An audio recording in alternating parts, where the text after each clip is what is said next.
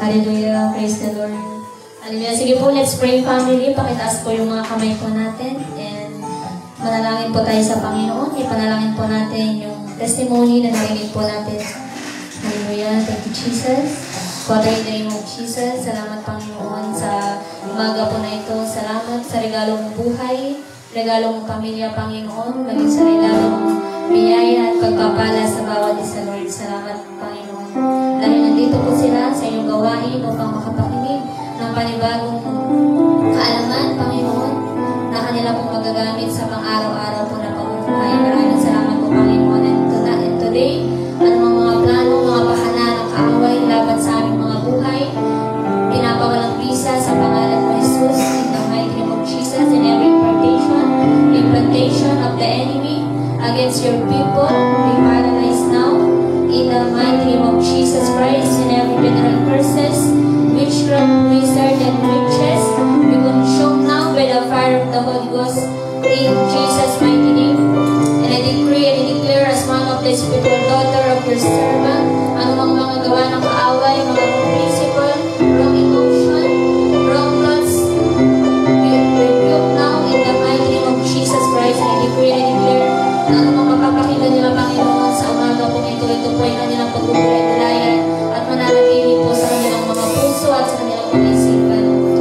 In Jesus' mighty name, and I decree and I declare as one of the spiritual daughter of your servant, sa mga testimony na amin po narinig sa umaga po na ito, I decree and I declare na lahat ng mga nagbahagi ng kanilang mga testimony, Panginoon, at sa mga tao na alam po namin na meron po mga kanya-kanyang testimony kung gaano ka po mabuti sa kanilang mga buhay. I decree and I declare that those testimonies shall move from glory to glory, shall move from grace to grace, in the mighty name of Jesus. In the mighty name of Jesus, at lahat ng mga testimony na ito, Panginoon, ay lalago at mas lalago upang marami pang mga tao, upang marami pang mga kaluluwang ligaw ang kaibalik sa iyong presensya. In Jesus' mighty name, and today I speak your wisdom, knowledge, and understanding, yaman sa bawat isa, Panginoon, na sa bawat salita na lalabas sa iyong servant of God. Ito po ay kanilang may tatanim sa kanilang mga puso, Panginoon. And I decree and declare na your love, your joy, and your peace siya pong mag-manifest sa bawat isa palagi, Panginoon.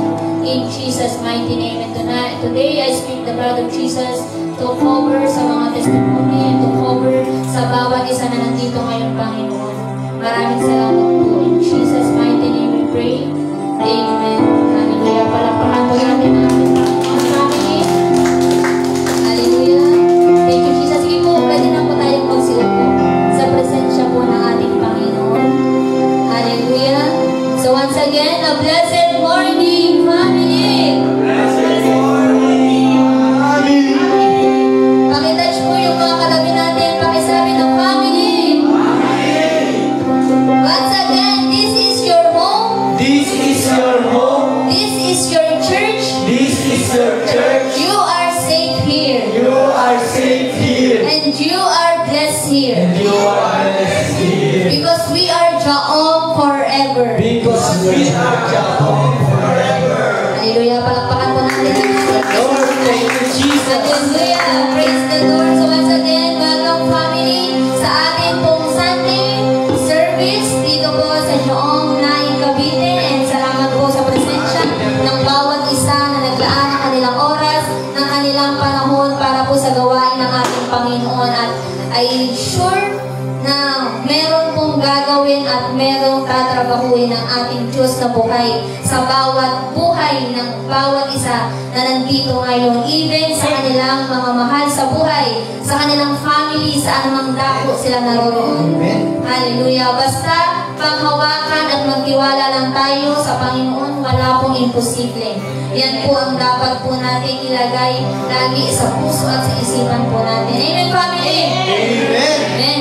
Hallelujah. Thank you, Jesus. So once again, allow me to acknowledge sa lahat ng nandito po ngayon sa ating gawain, ang ating pong mga young people na nasa second floor. Hallelujah. Sila po ngayon ay nasa kanilang Sunday school. Hallelujah. Alam naman natin na napakahalaga, kahit kaliliitan pa yan, napakahalaga na yung kanilang kaluluwa, habang bata pa is kumbaga para sa Lord. Hindi para sa kaaway, kundi para sa Lord.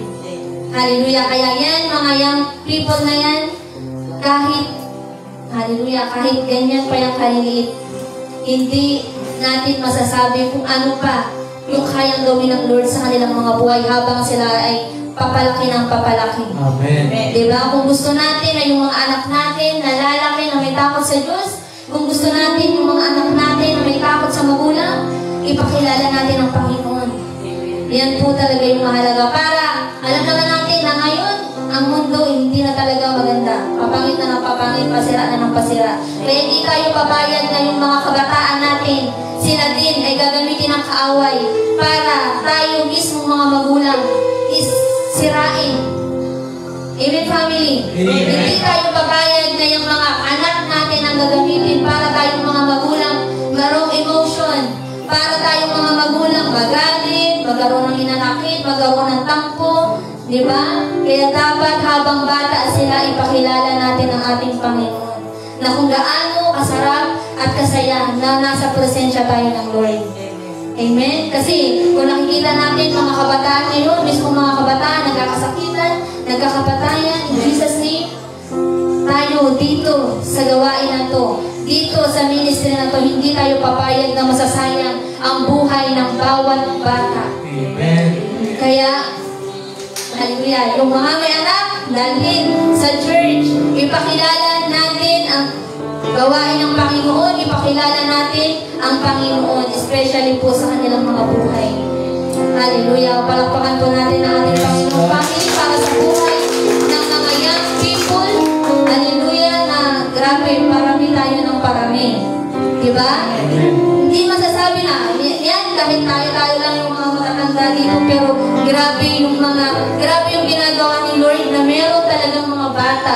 Halos bata po talaga yung dinadala dito sa ministry po na to. Amen. Diba kasi yung mga bata na yan, kumbaga, pahubog po yan sila ng pahubog.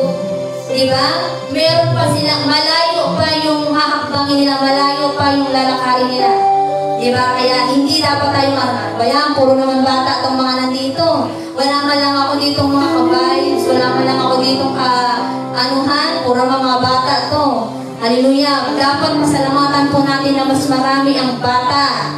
Diba? Kailangan pasalamatan natin ang Lord na, Lord, ito sa ministry na to, dito ko nakita na kung gaano ang mga bata nagpapagamit sa Panginoon. Kasi katulad ng sinabi ni Leader Jamil kanina, na walang edad ang pinipili ang Panginoon. Bata ka man, matanda ka man, as long gusto mong magpagamit sa Panginoon, hindi yan makakadlang. Hindi makakadlang ang edad natin sa the moment na magpagamit tayo sa Lord.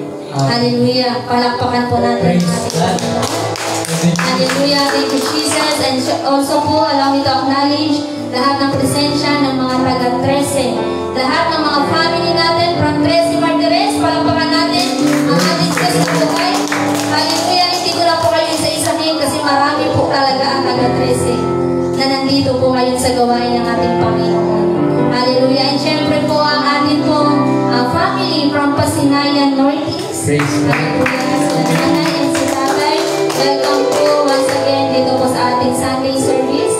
Hallelujah. And syempre po si tatay from Phase 1 Ciudad. Palakpakan po natin. Hallelujah. Sa kanina, nagtanong si tatay, Pastora, bakit hindi kayo pumunta doon sa aming Sabado? Kasi may house visit po talaga kami every Saturday. Hallelujah. Sabi ko, alam ko naman tatay na kahit hindi kami pumunta doon, pero ikaw pupunta ka dito. Diba? Tatay talaga, grabe talaga yung pananampalataya niya, grabe talaga yung faith niya sa Lord. Na kahit na ganyan yung sitwasyon niya, pero hindi yan nagiging hadlang para umaten siya sa gawain ng Panginoon. Diba? Bakit ganun? Bakit kung sino pa yung mga may mga kakulangan sa sarili, sila pa yung mas porsigido na umaten sa gawain ng Panginoon? Paano naman yung mga tao na buo? Paano naman yung mga tao na as in meron talaga, pero may time na parang wala lang sa kanila yung gawain ng Panginoon? Diba? So yan yung mga tao na dapat natin na kumbaga abutin. Sila yung mga tao na dapat natin abutin kasi yes, kilala nila ang Lord pero hindi pa pa sila naka-align sa prinsipyo ng Lord. Amen, family? Kaya hindi na tayo dapat panghinaan ng loob na hindi, minsan wala sila, minsan nandito sila. But ang Lord, the moment na nakarinig sila ng salita ng Panginoon is meron ng nakatanim yan sa kanila. Kumbaga, konting follow-up na lang yan sila. Din yan, kumbaga, lalago din yan sila. Hallelujah, thank you, Jesus. And once again, allow me to acknowledge sa lahat ng mga, hallelujah, ng mga ministers, buhay ng mga ministers, hallelujah, Minister John, Minister Julie, and Minister Jane. Palakpakan po natin ang ating Diyos na buhay. Hallelujah, glory to the name of Jesus. And syempre, ang ating youth leader, Joong, family Jamil. Hallelujah, palakpakan natin ang ating buhay na Diyos family. Hallelujah, syempre sa ating mga young people din yan, mga kuya natin dito sa church.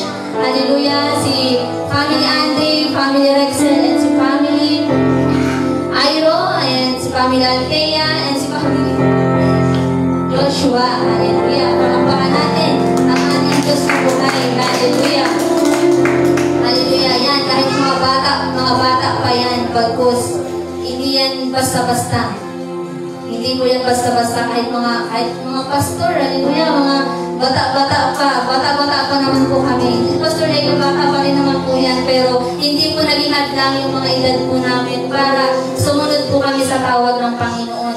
Hindi po naging hadlang yung mga edad po namin para po mag-preach, magturo sa mga tao na kailangan po ng salita ng Panginoon. Kaya tayo, kahit nasa anong edad tayo ngayon, patuloy na tayo. Kung gusto natin mag-serve, serve tayo. Hindi yan makakahadlang kung ano man. Meron tayong mga bagay-bagay na inaalala. Hindi yan dapat magiging hadlang. Ipagpatuloy natin ang pag-stand sa gawain ng Panginoon. Hallelujah. Palakpakan natin ang ating Diyos na buhay once again. Hallelujah. And syempre po, ang ating pong mga buhay ng mga pastor here in Jaong na ikabini, Pastor Leo Daguman. Palakpakan natin ang ating buhay na Diyos. Hallelujah. Thank you, Jesus. Kaya saan po kayo, family? Sabi yung family natin. Sabi yung family. Family. Saan pa kayo? Dito na kayo. Dito na kayo. Dalawa pa yung pastor. Dalawa pa yung pastor. Hindi ka na. Hindi ka na. Nag-iisa.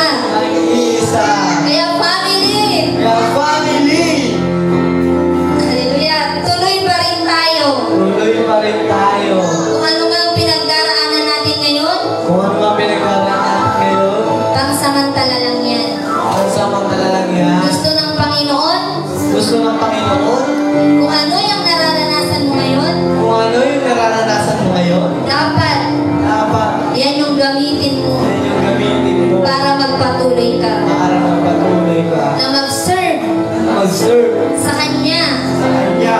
Dapat hindi yan Hindi yan ang magiging dahilan mo ang magiging dahilan mo para kalimutan mo siya. kalimutan mo siya. Para Hindi magpatuloy sa pag-serve sa Kanya. sa pag-serve sa Kanya. Hallelujah. Yan ha, family ha. Alam naman natin, ang bawat isa is nakakaranas ng mga problema, pagsubok, kahirapan, kawalan, persecution, lahat-lahat ng mga bagay-bagay na hindi natin maintindihan. Diba? Pero dapat hindi yan yung magiging reason natin na hindi mo na ako mag-church ngayon kasi wala akong ganito, wala akong ganyan. Dapat hindi po yan yung magiging dahilan natin. As long po na pinanghahawakan natin yung pangako ng Panginoon, dapat mas lalo tayong tatayo, mas lalo tayong magpupursige. Dapat hindi po yan magiging kabawasan ng pagtitiwala natin sa Panginoon. Dapat gayahin natin si Job na kahit sa dami-dami ng mga problema na naranasan niya, nananatili pa rin siyang tapat at naglilingkod sa Panginoon. Amen. Dapat yan po yung maging prinsipyo natin. Dahil mga anak tayo ng Diyos, dapat yan yung maging prinsipyo natin. Amen, family. Amen. Amen. Kaya, dapat wala kayong marinig na, Pastor, hindi mo na kami makaka-attend kasi wala akong ganito, wala akong ganyan. Dapat hindi ganun. Ha? Kung ano yung narinig natin dito, tayuan natin, panindigan natin. Amen. Ha? Kasi the moment na tinayuan mo yan at pinanindigan mo yan, yan yung sinasabi na nagle-level up na yung faith natin. Amen. Nagle-level up na yung pananampalataya natin sa Panginoon. Amen. Diba? Ito, dami-daming nararanasan ito, pero patuloy na tumatayo, patuloy na nagsiserve sa Panginoon. Hindi niya ginagawang dahilan yung mga bagay-bagay na nararanasan niya ngayon. Bagkus, yan yung ginamit niya para mag-step forward siya. Dahil ang problema, lagi sinasabi, hindi dapat natin problemahin. Amen. Hayaan natin na ang problema, ang mga problema sa Kanya. Diba? Napapansin nyo, lagi po namin yung pinaulit-ulit na family, ang problema, wag mo problemahin, ha? Dapat ang problema, ang hayaan mo ang problema sa'yo. Kasi problema na nga, problema mo pa, problema pa rin yung resulta. Problema pa rin yung yung magiging bunga nun. Kaya huwag natin problemahin. Kaya nga sabi ko, kung may pangangailangan tayo bukas, bahala na siya. Bahala na si Lord doon. Hindi na natin kailangan, kumbaga, ang trabaho natin is mag-serve lang sa Kanya. Diba? Hindi na natin kailangan problemahin yung problema para bukas. Diba? Isipin natin ngayon, paano tayo lalago, paano tayo magpapatuloy sa Lord sa kabila ng mga yan. Amen? Amen. Hallelujah. Lumalayo na tayo sa acknowledgement pa ng tayo. Hallelujah. And syempre po ang ating Pastor Vicky Cuevas. Palakpakan natin ang ating Diyos na buhay. Hallelujah. And especially po ang ating Prophet of God. Kitang-kita na nating lahat. Dr. Prophet Jomari Chaos and Dr. Prophetess Gretchen Chaos. Sila po yung ating spiritual parents in the Lord. Sila po yung ginamit ng Panginoon para po tayo matulungan, para po tayo lalago sa pananampalataya po sa ating Panginoon. Diba? Yan, sila yung nag-ano sa amin na kung dati, masakitin tayo, pero the moment na na-connect tayo sa ministry na to, ngayon ang sakit. Kung may sasakit yan, i-rebuke mo lang yan. Amen. Isang touch lang yan, mawawala yan. Pag yan pinaniwalaan mo, ay sure ball yan. Diba? Sure ball yan, mawawala talaga yan. Pero kung ikaw, nasa ministry ka na to, tapos may makirot-kirot yan, tapos parang wala lang sa'yo, ay hallelujah. Sino lang din yung magsasuffer? Diba? Ikaw lang din, tapos financial din, nandiyan pa rin, problema pa rin. Kaya nga dito, kumbaga, yung tipid talaga tayo. Hindi, pag may sakit, hindi ka na kailangan bibili ng gamot. Diba? Anointing water lang yan, or i-rebuke mo lang yan, patouch ka lang sa servant of God, mawawala na yan. As long pinaniwalaan natin. Ha? Yun lang yun. Yun, kumbaga, yan wala naman sa amin yung kagalingan nyo. Ang kagalingan natin, dyan lang natin makukuha the moment na pinaniwalaan natin. The moment na nagtiwala tayo na once na mahawakan ako, gagaling ako. Yan na, nasa inyo mismo, yung kagalingan. Ha? Nasa inyo po mismo, wala po sa amin. Amen. Diba? Yung 12 years na dinudugo, diba? Ano sabi ni Jesus doon? Hindi ka gumaling ng dahil sa akin, kundi gumaling ka dahil sa pananampalataya mo. Amen. The moment na mahawakan mo yung laylayan ng damit mo, gagaling ka. O diba? Nasa tao, ang kagalingan. Yan. Taasan natin yung expectation natin sa Lord. Kasi ang Lord, walang bagay na naitatago, walang mga bagay-bagay na maitatago sa Kanya. Kung ano yung kaliit-liitan na itinatago mo ngayon, nakikita yan ng Lord. Kaya dapat yung faith natin sa Panginoon andyan talaga palagi. Amen, family? Amen. Once again, palakpakan natin ang ating Diyos na Diyos para po sa buhay ng ating spiritual parents in the Lord. Hallelujah. And syempre po sa ating pong mga viewers, hallelujah, as you are still connected to this ministry, be blessed in the land of the living, and surely your life will never be the same again. Hallelujah. God bless you, and today receive your portion. Receive what is yours. In Jesus' mighty name. Hallelujah. Thank you, Jesus. Once again, palakpakan natin ang ating Praise the Lord. hallelujah. Thank you, Jesus. Okay na po ba yung dating ng mic? Hindi ba siya parang malakas? Parang malakas.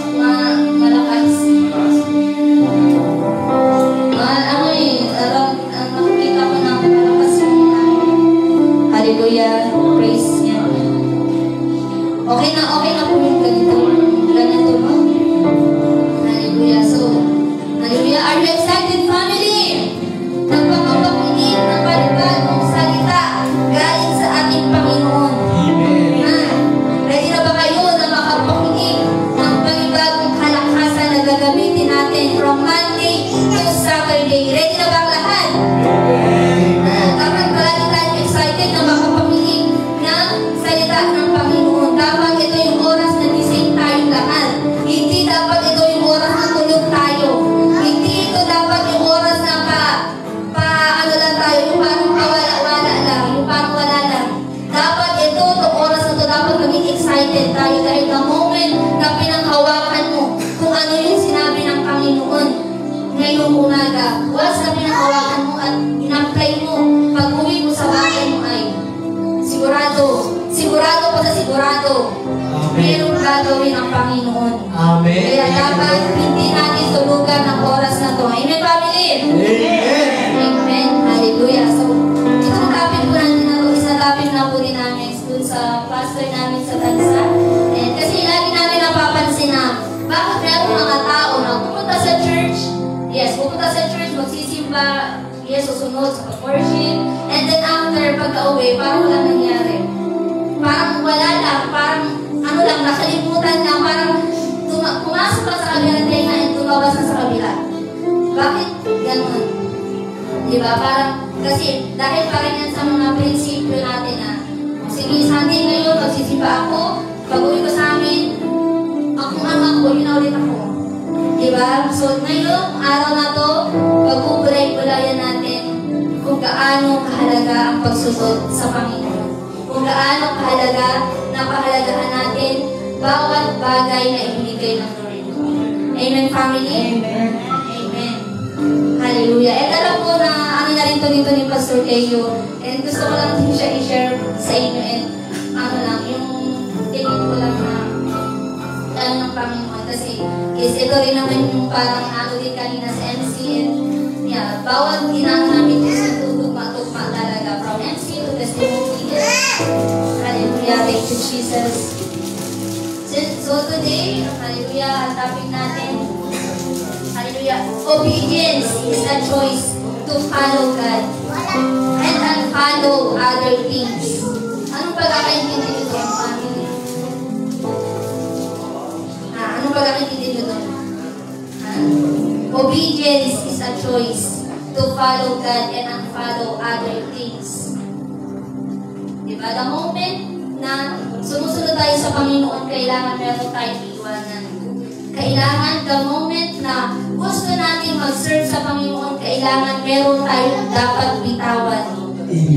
Hindi pwede na, susunod ako sa iyo, Lord, ngayon, tapos pag-uwi ko ng bahay mo, parang walang nangyari. Kaya, katulad na sinabi ko kanina, na parang wala lang, pagdating ko, tara, dito tayo, punta tayo doon. Naiintindihan niyo, family? Diba? Na once nandito sa church, hallelujah, sabihin ng Lord, diba? Halimbawa, worship or prayer, sabihin ng Lord, susunod ako sa iyo. Tapos pagka-uwi, kinalimutan yung promise kay Lord. Bumalik doon sa mga dating ginagawa. Bumalik doon sa mga dating mga salita na hindi magaganda, na hindi kalooban ng Panginoon. Diba? Kaya nasabi, obedience is a choice to follow God and unfollow other things. Amen, family? Amen. Hindi pwede na pupunta tayo dito, sabihin natin, Lord, susunod ako sa iyo. Pero pag uwi ko, may susundan din akong iba. Hindi pwede ganun, family. Amen. Ha? Yeah. Kahit sa love, hindi pwede ganun na mahal kita ngayon. O kasi magkaharap tayo, magkasama tayo, pero mamaya pagtalikod, may iba na namang mahal. Hindi yung pwede yung ganun. Amen, family? Diba? Hindi pwede yung ganun. Kailangan stick to what tayo. Diba? Kay Lord lang tayo. Kay Jesus lang tayo. Hindi pwede na meron tayong Diyos dito sa simbahan, tapos pag uwi natin, meron ulit tayong Diyos sa bahay. Diba? Yung mga salita na yan, yung mga iniisip natin, nagiging Diyos din natin yan. Kung ano yung sabihin ng isip natin sunuran tayo. Diba? Ginagawang Diyos yung isip natin. Diba? Pag sinabi, nakakita ng hugasan, pag-uwi sa bahay. Nagsisermon, bakit hindi pa nakapaghugas? Bakit hindi pa nakaluto? Bakit hindi pa nakapaglaba? Diba? Kasi nakakita ng mga yung ikakagalit ba, ikaka-emotion. Diba? Pero dito, sabi niya, susunod ako sa Lord. Ibig sabihin, pag sumunod tayo kay Lord, kapag sinabi ni Lord na huwag ka nang magagalit, huwag ka nang mapupuot, huwag ka nang pag nagalit, magsisermon, huwag ka nang mag-aaway. Pero pag uwi sa bahay, ano ginawa? Diba? Nakakita ng mga bagay-bagay na hindi talaga imposible na mapansin, pero pinapansin talaga. Diba? Kung talagang gusto natin sumunod kay Lord, pag sinabi natin na susunod ako sa Lord, kailangan pag uwi natin doon, kailangan manatili sa atin yung peace na ibinigay ng Panginoon. Na pag uwi doon, kahit anong makita mo doon, kahit anong mapansin mo doon, pero hindi ka magpapapekto. Diba? Kailangan hindi ka maapektuhan sa mga bagay-bagay na nandoon pag uwi mo sa bahay mo. Kung nakita mo yung asawa mo, ayun, nandun sa lamesa, may bote pa, huwag mo muna pansinin. Huwag mo na nang pansinin kasi gusto mong sumunod kay Lord eh. Diba? Kailangan yung peace na ibigay ni Lord dito sa gawain niya, kailangan hanggang pag-uwi natin, dala-dala natin yan. Diba? Hindi pwede na susunod ka dito sa simbahan, pagdating dun wala. Amen, family. Amen. Hallelujah. Thank you, Jesus. So sabi dito, hallelujah, in the book of Matthew chapter 6 verse 24. So sa English, ang sabi, no one can serve two master. Hindi daw pwede na mag-serve tayo sa dalawang master. Ha? Kaya kung meron pa tayong maraming master, kalimutan mo na yung ibang master mo. Isa lang dapat yung master natin. Ha? Si Lord lang yung maging centered natin. Hindi pwedeng marami. Diba? Amen, family? Amen. Hallelujah. So once again, no one can serve two master. For either you will hate the one and love the other. Diba? Kapag dalawa yung master mo, hindi mo naman masasabi na dito, mabait ka, dito, mahal mo siya. Isang po lang din yung pag-ibig natin sa mga kapwa natin, sa asawa natin, sa mga girlfriend or boyfriend natin na hindi pwede na kapag kasama mo siya, yung parang love mo siya, andyan yung care mo sa kanya, di ba? Or minsan naman, may iba na kung sino pa yung mismong asawa, mismong girlfriend, mismong boyfriend, o yung tunay, doon pa sila may emosyon. Ano ba yan? Lagi ka na nakikita yung pagmumukha mo, ganyan-ganyan. Tapos pagdating doon sa kabila, ang bait-bait. Love na love, care na care, di ba? Hindi pwedeng ganun, doble cara, hindi pwedeng ganun. Amen, family? Hallelujah, thank you, Jesus. Or you will be devoted to the one and despise the other. You cannot serve God and money. Di ba? Hindi pwede na, pag dito sa simbahan, ikaw Lord, pagdating gusto mo ng pera. Diba? Hindi pwede ganyan, family. Naintindihan niyo yung sa English? O sige, Tagalogin natin. Hallelujah. So sabi sa aklat ng Mateo chapter 6 verse 24, walang taong makapaglilingkod sa dalawang amo. Diba? Sapagkat kapupuotan niya ang isa at iibigin ang ikalawa. O kaya yung magiging tapat siya sa isa at hahamakin ang ikalawa. Ganoon din naman, hindi kayo makakapaglingkod sa Diyos at sa kayamanan. Diba? Hindi tayo pwede mag-serve sa dalawa. Kailangan isa lang. Amen, family? Amen. Hallelujah. Hindi pwede na. Pag andito ko sa church, hallelujah. Pag sinabi, sige family, shout hallelujah. Susunod, hallelujah. Praise the Lord. Praise the Lord. Thank you, Jesus. Thank you, Jesus. Tapos pag-uwi ng bahay, Lord, every Sunday ka lang. Ngayon, tropa ko naman. Diba? Hindi pwedeng ganun na, Lord, every Sunday ka lang, pero from Monday to Saturday, barkada ko muna. Yung kumari ko muna. Yung kachikahan ko muna. Hindi pwedeng ganyan. Diba? Sabi nga kung ano, yung matututunan natin dito sa church, kailangan sa bahay. I-apply natin doon. Kung dito si Lord, yung center ng buhay mo, kailangan pag-uwi mo doon, si Lord pa rin. Ha? Hindi pwede na may ibang bagay doon, may ibang minamahal ka doon, may ibang amo ka doon. Kailangan si Lord lang. Ha? Dapat pag sinabi mo hallelujah dito, pag-uwi mo, makita mo yung mga problema, hallelujah, thank you Jesus, praise the Lord, ganun pa rin tayo. Amen. Ha? Hindi pwede ang bato, problema dito, gulo dito, isipin dito, hindi pwede ganyan. Ha? Hindi pwede ganyan yung malalabas sa bibig natin, kaya bantayan natin bawat salita na lalabas sa bibig natin. Ha? Dahil hindi lahat ng lalabas sa bibig natin maganda. Minsan nakakasakit, minsan nakakarindi, minsan nakakabingin. Ha? Ayusin natin, family. Ha? Ayusin natin. Pag sinabing hallelujah dito, kailangan pag-uwi, ganun pa rin tayo sa Panginoon. Praise the Lord pa rin. Thank you, Jesus pa rin. Kahit ang dami-daming dapat mapansin sa paligid. Thank you, Jesus. Kasi hindi ito magiging dahilan para bibitaw ako sa iyo. Hindi ito magiging dahilan para mawalan ako ng tiwala sa iyo. Diba? Ganyan dapat, family. Ha? Kailangan panindigan natin na anak tayo ng Diyos. Amen. Hindi pwede na sa simbahan lang tayo, doon lang tayo anak ng Diyos. Tapos pagka-uwi na sa bahay, wala na. Parang wala lang. Wala lang kayo. Parang ganun. Ha? Hindi pwede ganun. Kailangan kung ano ang sinabi ng Panginoon, sundin, gawin, i-apply. Ha? Amen, family? Amen. Amen. Ganyan po dapat. Hindi po pwede na paiba-iba po tayo ng takbo ng isip. Ha? Hindi po pwede na ano lang na kapag dito na tayo sa church, doon lang tayo mapagmahal, doon lang tayo masaya, doon lang tayo kontento na kung anong meron tayo. Hindi po dapat ganoon, ha? Kailangan, kahit nasa ang lugar tayo, kahit nasa ang dako pa tayo ng mundo, the moment pakilala mo at nananampalataya ka at nagtitiwala ka sa Lord, kailangan panindigan natin. Hindi dapat natin yan bibitawan. Ha? Hindi dapat natin yan pababayaan na lang.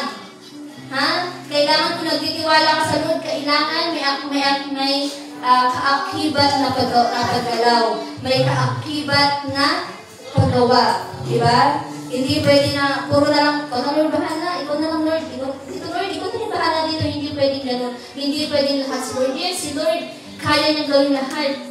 Kaya niyang ibigay lahat. Pero ang tao dapat magbigay din ng sa Panginoon, ha? Yes, kasi yung pasasalamat sa Panginoon. Amen. Mahalaga yan. Ha? Kailangan yan po yung i-add natin sa mga buhay natin. Amen, family? Amen. Ha? Kaya ngayon, hindi dapat tayo, hindi naman buy one, take one, or kumbaga, dala-dalawa ba? Hindi pwede. Ha? Kung sa tao nga, sa batas ng tao, hindi pwede ang dala-dalawa ang mahal mo, dalawa ang ganito mo. Di ba? Kailangan isa lang. Kaya dapat sa Panginoon, isa lang din tayo. Ha? Hindi tayo pwede na, kumbaga, kung gusto mo lang, kung kailangan mo lang, or kung, kumbaga, parang hindi mo lang talaga. Lord, need kita ngayon, kaya dito muna ako sa'yo. Lord, sige Lord, naman nakita, dito naman ako, hindi pwede gano'n. Amen, family? Amen. Ha? Hindi pwede na every Sunday, Lord, tataas yung kamay ko sa'yo. Lord, mananampalataya ako sa'yo. Lord, magpupuri at magpapasalamat ako sa'yo. Diba? Tapos pag-uwi doon sa bahay, sabi na, Lord, ano ba to? Ano ba itong mga problema na to? Lord, ano ba to? Wala kaming ganito, wala kaming ganito, ganyan. Wala kaming masahin, wala kaming makulam. Diba? So, sa church, magtitiwala, mananampalataya. Diba? Kailangan, pag-uwi, ganoon pa rin. Hindi pwedeng mababago yung pagtitiwala natin sa Panginoon. Amen, family? Amen. Yan. Sinasabi sa pagsunod natin sa Panginoon, meron talaga tayong dapat iiwanan. Hindi pwede na sumusunod tayo sa Panginoon, pero dala pa rin natin yung mga bagay-bagay na walang katuturan. Ha? Hindi pwede ganon. Amen, family? Amen. The moment na willing ka mag-serve sa Panginoon, kailangan kailangan yung buong ikaw.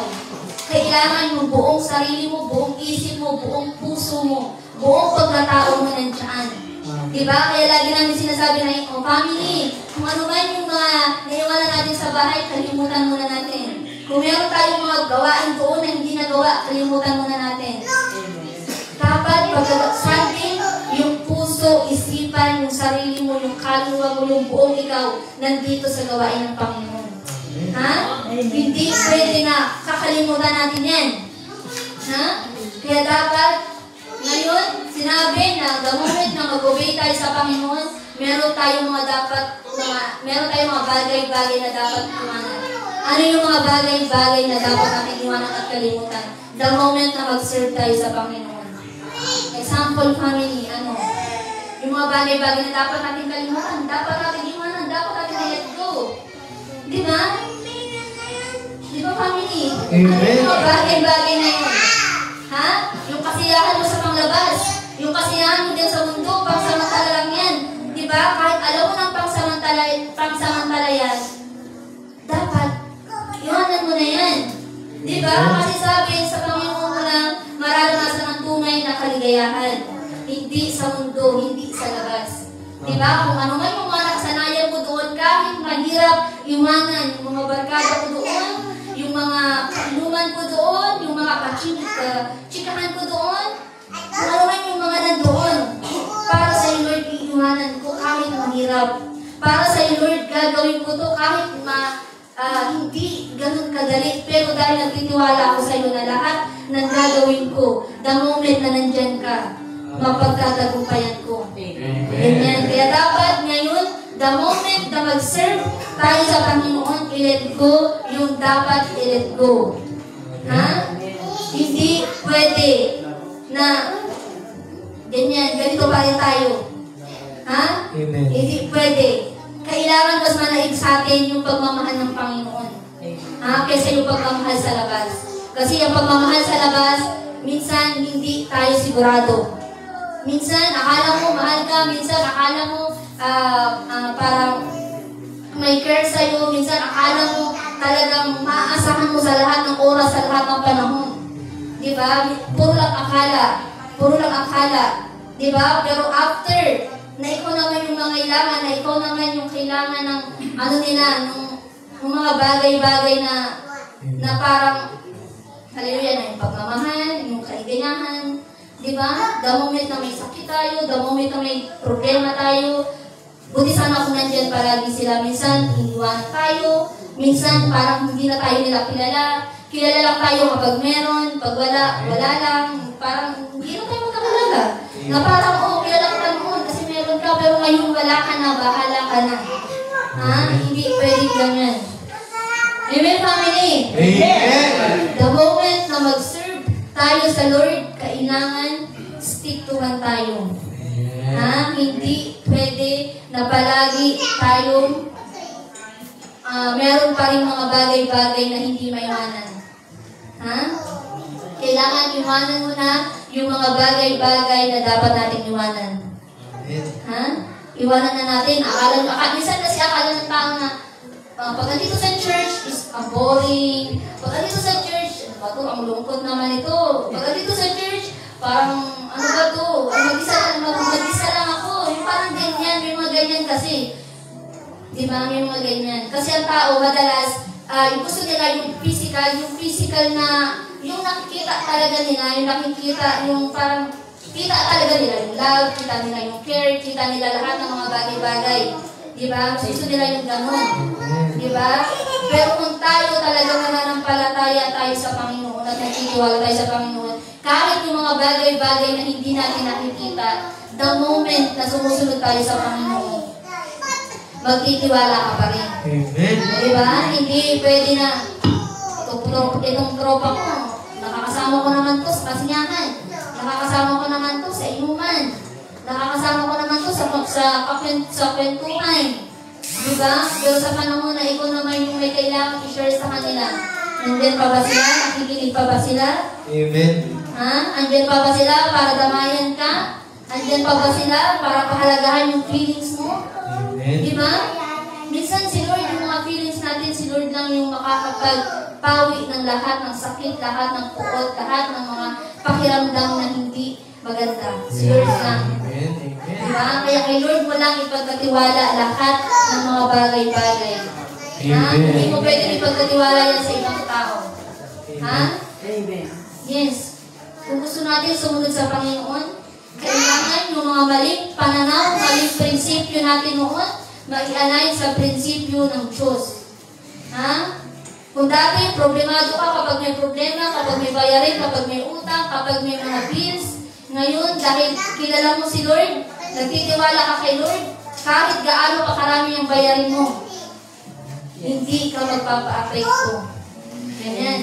Diba? Yan yung prinsipyo ng Panginoon. Hindi yung yun nga, yung mga problema, pinoproblema, hindi ganun. Prinsipyo pa rin yan ng tao. Diba? Ano yung mga maling prinsipyo? Kapag may sakit, kung ano-ano ang iniinom. Diba? Pero hindi nila nakikita yung consequence the moment na iinumin mo yung gamot na yan.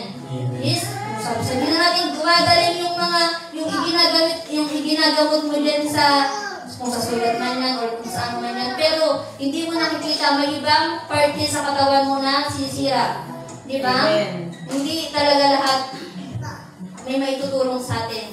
Diba? Hindi lahat ng mga bagay na akala mo okay lang is okay lang. Amen, family? Amen. Ha?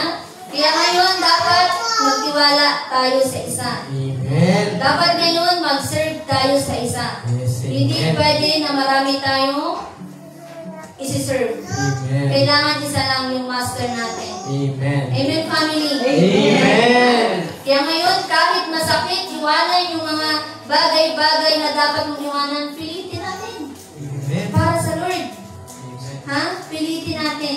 Para makuha natin, para matanggap natin yung pangako ng Panginoon, kailangan bitawan natin yung mga dapat bitawan. Amen. Diba? Yung pagpapatawad, madali? Hindi. Sure? Yung pagpapatawad, madali? Sure? Ha? Kahit inulpi ka na yan, physically, emotionally? Sure? Madali? Diba? Okay lang kung ano ka lang yan, nahampas ka lang na hindi naman sinasadyo, okay lang yan. Pero kung yung sakit naman na itinulot sa'yo na parang katagustabusan sa buto mo, diba? Hindi ganun kadali. Diba? Pero gusto mong sumunod sa Panginoon, kailangan magpatawad ka. Amen. Kahit gaano pa kahirap magpatawad sa isang tao na nakagawa sa atin ng masakit na masakit. Amen. Pero gusto mong sumunod kay Lord, kailangan magpatawad ka. Diba? Para ma-receive mo yung promise ng Panginoon, kailangan magpatawad ka. Kahit sa hiling, sa mga crusade prophet, lagi in-orient ang mga tao. Bago ka hawakan ng propeta, bago mo ma-receive yung kagalingan, kailangan magpatawad ka muna. Kasi minsan, yung mga galit natin sa sarili natin, sa damdamin natin, yan yung nagiging hadlang para ma-receive natin yung mga bagay-bagay na ipinangako sa atin ng Panginoon. Yung kagalingan, yung kayamanan, yung katagumpayan, yan. The moment na meron ka pang puot sa sarili mo, hindi mo ma-receive yan.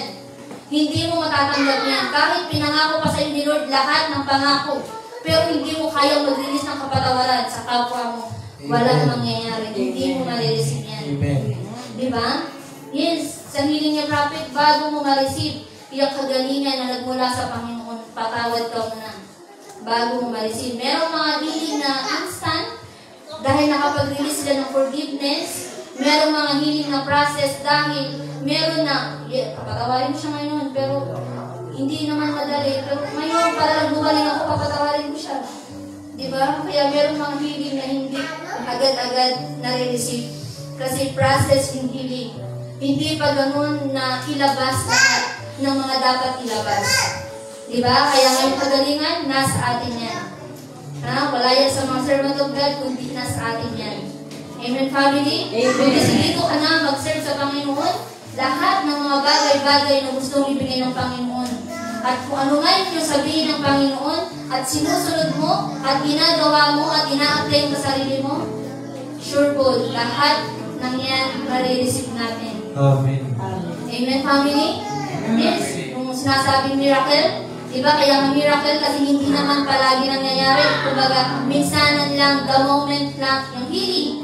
The moment ang na magtiwala ka sa Lord, the moment ang nagpatawad ka, diyan mo lang naman malilisip yung milagro. Diba? Kaya kung gusto mo everyday miracle, kailangan everyday malinis tayo. Diba? Kailangan everyday panatag yung kalooban mo, yung puso at isip mo. Diba? Hindi pwede nagdadalaiti yung puso mo, tapos yung isip mo nagpatawad, walang saysay. Diba? Hindi pwede yun, no? Pinatawad na kita. Pero yung puso, kahit maano ako, walang papatawad to. Yung ganyan, walang mangyayari. I tell you, family. Kailangan, once nalalapit tayo sa Panginoon, surrender lahat. Lahat-lahat ng mga bagay na dapat mong isurrender lahat. Bago ka nakaka-receive, bago ka makakalapit sa Lord. Diba? Ang Panginoon, handang tumanggap kahit anong oras, kahit anong araw. Handang tumanggap the moment na magpakumbaba ka. The moment na tanggapin mo na nagkasala ka. The moment na himingi ka ng kapatawaran sa Kanya. Diba? Yes. Ang Panginoon, hanggat maaari, magpapadala siya ng mga tao, ng mga servant of God, ng mga gagamitin niya para tayo makapag-balik loob sa Kanya. Kahit sa kabila ng mga bagay-bagay na nagawa natin noon, the moment na ilapit mo yan sa Panginoon, tatanggapin at tatanggapin tayo ng Panginoon. Diba? Minsan, yung mga tao lang na ano lang talaga na kumbaga, sa bibig lang yung patawad, pero wala talaga sa puso.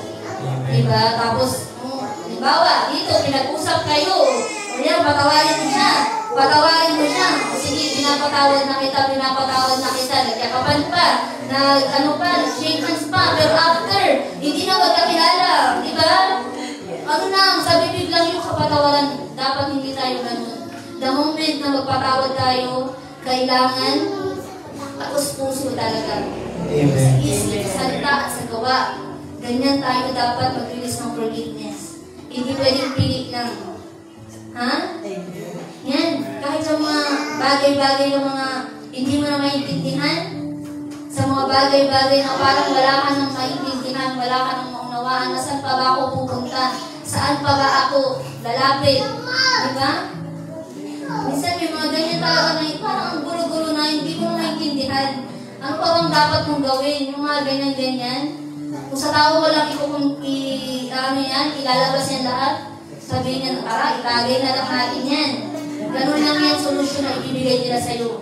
Pero kung sa Lord mo yan, isusurrender lahat, sabihin niya, patawarin mo lang yan. Mahalin mo lang yan. Kahit masakit, kahit mahirap, mahalin mo ang kaaway mo, gawin mo. Amen. Para maparamanan, para mapapunihan ang pangalan ng ating Panginoon.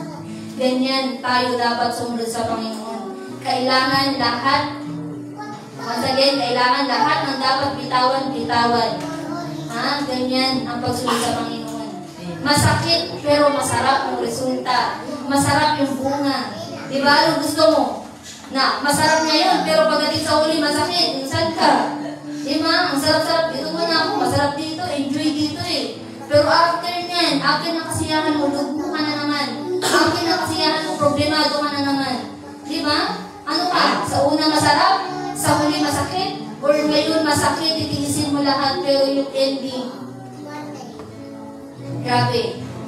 Grabe yung kasiyahan, grabe yung pag-ibig, grabe lahat ng mga bagay-bagay na akala mo posible. Pagdating sa Panginoon, walang imposible. Sa tao lang may posible, may posible naman mangyari yan, hindi naman totoo yan. Sa tao lang yan. Sa mga lumalabas lang yan sa bibig ng mga tao na hindi pa talaga ganun sumusunod sa Panginoon. Diba? Oo, sisimba-simba ka ngayon, tapos pag uwi mo dito, ano-ano naman, ganyan ka din naman. Diba? Simba-simba ka ngayon, tapos, diba, may mga ganyan talagang tao. Pero dapat, alamin lang natin, intindihin natin. Amen. Dapat hindi natin yan, buti nga, nagsisimba eh. Yung mga ganyang mga, hindi dapat natin sila, bigyan ng mga bagay-bagay na ikapupo na sa atin. Kung baga sinusubok lang tayo niyan, kung sigurado ka ba talaga yan sa ginagawa mo? Totoo na ba talaga yan? Diba? Minsan, tinitest lang din tayo. Kaya kailangan yan, test na yan, dapat makapasa ka. Diba? Sa school nga, kailangan makapasa ka sa exam. Dapat dito, lahat ng test na gagawin sa atin, kailangan mapagtagumpayan yan para sa Lord, para sa Panginoon. Amen, family? Amen. Kaya ngayon, kung gusto mo mag-serve sa Panginoon, kailangan yung buong ikaw. Buong ikaw. Hindi pwede na doon pa yung isip mo. Tapos yung bibig mo nagsasalita na dito, yes, susunod ako sa iyo, Lord. Hindi pwede ganun. Kailangan buong ikaw. Buong pagkatao mo, andito, nagsiserve sa Panginoon. Ha? Amen, family. Kaya nga naman sabi, hindi pwedeng mag-serve tayo sa dalawang master. Kailangan isa lang. Kailangan stick to one. Hindi pwedeng ulit one by one. Or by one take one. Hindi pwedeng ganun. Ha? Yan. Kung ano man yung mga kailangan natin sa buhay, ang Panginoon ang bahala dyan. Diba sabi nga, trust in the Lord with all your heart and do not lean on to your own understanding. Diba? Sa Panginoon mo, lahat niya siya na ang bahala dyan. Huwag mong trabahuin ang trabaho na hindi para sa'yo. Huwag mong problemahin ang mga problema na hindi dapat problemahin. Ha? Yung trabaho na para kay Lord, si Lord ang gagawa niya. Magtiwala ka lang at merong resulta yan. Ganun tayo. Ganun yung mga prinsipyo natin, family. Ha? Ganun na dapat yung prinsipyo natin. Dapat pag uwi natin ang bahay, hindi yan matutwist. Ha? Hindi dapat yan mababaliktad. Ha? Hindi pwede na hindi tayo dito, tapos pag uwi doon na, kata tayo doon na hindi pwede ganun. Kailangan panindigan natin yung pangako natin kay Lord na binitawan natin dito sa gawain niya. Hanggang pag-uwi, dapat yung pangako na yun panghawakan mo. Ito, pag-uwi ko doon, believe lang ako, mabait lang ako, yung love, ipaparamdam ko sa kanila, hindi ako mag-react sa kahit anong bagay na mapupuna ko doon, sa kahit anong bagay na makikita ko pag-uwi ng bahay. Pananatilihin ko yung peace na ibinigay sa akin ni Lord. Yan, dapat ganyan tayo. Ha? Para yung from Monday to Saturday, diba? Masaya lang. Parang wala na. Diba? Buti sana. Yan nga, lagi sinasabi na buti sana kung ang problema nakakaganda, hindi naman. Diba? Minsan ang problema nakakapangit talaga ang itsura. Kasi kita naman sa tao kapag may problema. Kita naman sa tao kapag malungkot, mas hindi talaga may pikta. Diba? Diba? Minsan pag may makasalupo tayo, ba't ginanitsura mo, hindi may pikta? Kasi alam na. Kita na agad sa mukha pa lang na andyan na. Kitang-kita na na meron talagang pinagdadaanan. Kailangan hindi ka maapektuhan. Kailangan masayahin lang tayo palagi. Sa kabila ng mga nararanasan natin, kailangan masaya pa rin tayo. Mapagpasalamat pa rin tayo sa Lord. Ganyan tayo dapat, family. Ha?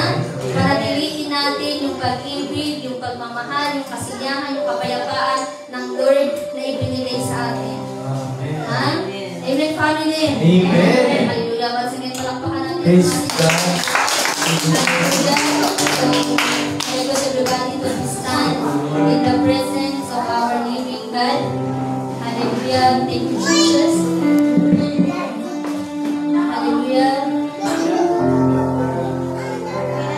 Pakitaas po ang mga kamay natin. Hallelujah. Then let's pray. Hallelujah. This is the moment na pasalamatan natin ang ating Panginoon. Kasi alam naman natin na sa bawat araw is meron talagang ginagawa ang Lord. Na ang Panginoon, hindi talaga siya nagkulang sa mga bagay-bagay na ibibigay sa atin. Even sa buhay natin ngayon. Pasalamatan natin ang Panginoon na ngayon nakatayo pa tayo dito sa gawain niya. Na ngayon kasama pa natin ang mga family natin. Nakasama pa natin yung mga mahal natin sa buhay. Yan, dyan pa lang dapat ipagpasalamat na natin sa Lord. Dyan pa lang dapat hindi na natin pagkaitan ng pagmamahal, ng pagkasalamat ng ating Panginoon. Dapat marunong tayong tumingin sa mga bagay-bagay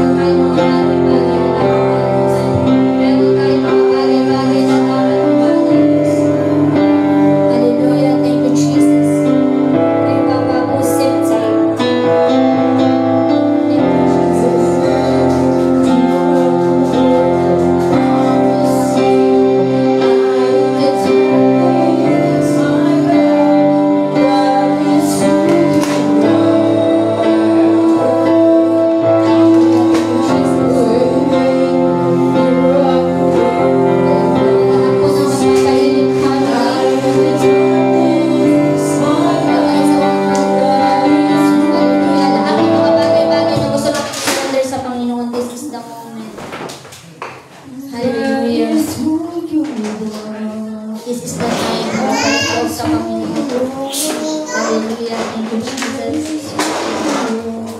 Reba babu sete. Reba babu shama. Reba babu sete. Reba babu. Hallelujah. Thank you, Jesus. Sige po.